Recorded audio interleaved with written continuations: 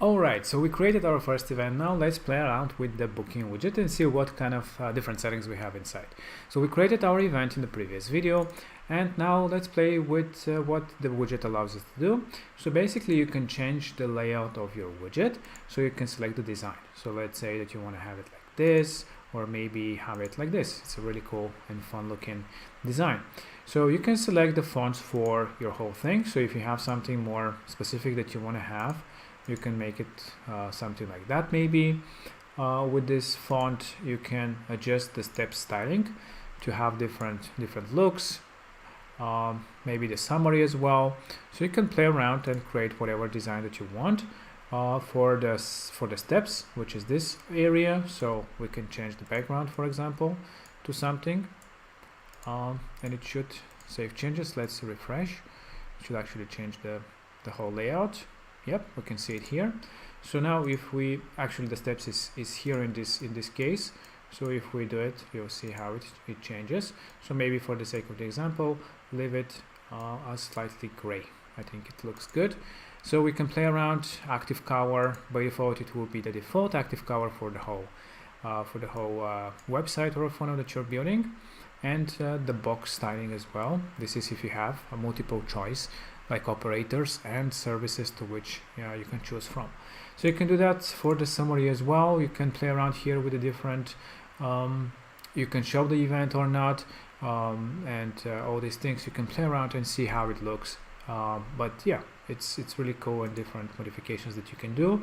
Same for the form. So this is the actual form. After the whole selection of the event, you can select what would be the message of the button. So by default it will be book appointment, but you can change it to whatever you wish. Now with this you can also create a member.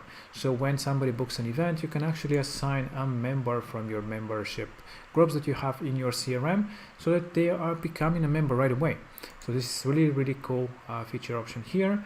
You can also add a tag. So if somebody fills this form, you can tag them right away for your CRM. Or if you are sending them to an autoresponder, also that tag will be sent with the contact, with the lead, easily from here. So you can play around with the different settings, like I said, and create the booking that you want. So let's just save here and preview our first event that we've created. So as you can see, you select the day, you select the time from the availability. Of course, you can change the time zone as well, and you'll be asked to fill in the information in the form that we've created in our previous step. And again, we can change the design and create something really different, maybe with this type of a view, actually with this type of a view, or whatever you wish to do. You can play around with the design of the widget. Again, if you have more than one service or operator, you have another step. So let's do this really quickly to see how it looks. So let's, in our event, create two services. So let's say service one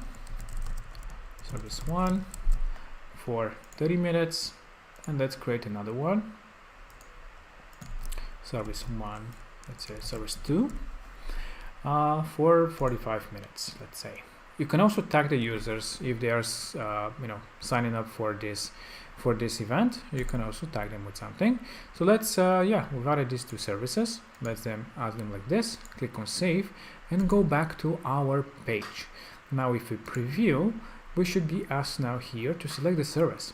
So now, because we already have this option, we have two different services, so the person has to select one of those.